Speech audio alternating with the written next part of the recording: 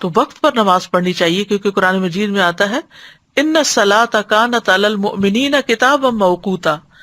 بے شک نماز ایمان والوں پر ہمیشہ سے ایسا فریضہ ہے جس کا وقت مقرر کیا ہوا ہے۔ عبداللہ بن مسعود کہتے ہیں میں نے نبی صلی اللہ علیہ وسلم سے عرض کیا اللہ کو کون سا عمل زیادہ پسند ہے؟ آپ نے فرمایا نماز کو اس کے وقت پر ادا کرنا، یعنی جب ٹائم داخل ہو جائے تو پھر نماز کی طرف دوڑیں، اور جو نماز کو وقت پر ادا کرے گا، پابندی سے ادا کرے گا، اللہ تعالیٰ کا اس سے کیا وعدہ ہے، اللہ تعالیٰ اس کو جنت میں داخل کرے گا۔ عبداللہ بن مسعود کہتے ہیں کہ رسول اللہ صلی اللہ علیہ وسلم ہر نماز اس کے وقت پر پڑھتے تھے، مگر مزدلفہ اور عرفہ میں جمع کیا کرتے تھے۔ نبی صلی اللہ علیہ وسلم نے اس کی بہت تلقین بھی کی ہے اور مؤخر کرنے کی مذمت بھی کی ہے۔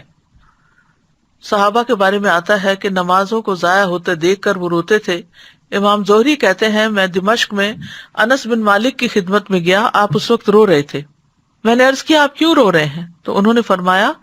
اب میں اس نماز کے علاوہ نبی صلی اللہ علیہ وسلم کے دور کی کوئی چیز نہیں پاتا، کیونکہ آپ نے تو انسانوں کی تعمیر کی تھی اور انسانوں کو اخلاق سکھائے تھے، طرز عمل اور معاملہ سب کچھ، لیکن آپ ان کے اندر تو نہیں رہے تھے، کچھ عرصے کے بعد آپ فوت ہو گئے تھے، یعنی اس وقت ان کے پاس دنیاوی مال و اسباب نہیں تھے، یہی عبادتیں تھیں، اخلاق تھے، اچھے معاملات تھے، اچھی ڈیلنگز تھی۔ تو بعد میں وہ کہتے ہیں کہ میں نبی صلی اللہ علیہ وسلم کے دور کی اب کوئی چیز نہیں پاتا سوائے نماز کے، اور اب اس نماز کو بھی ضائع کر دیا گیا ہے، یعنی تاخیر سے پڑھنے کی وجہ سے۔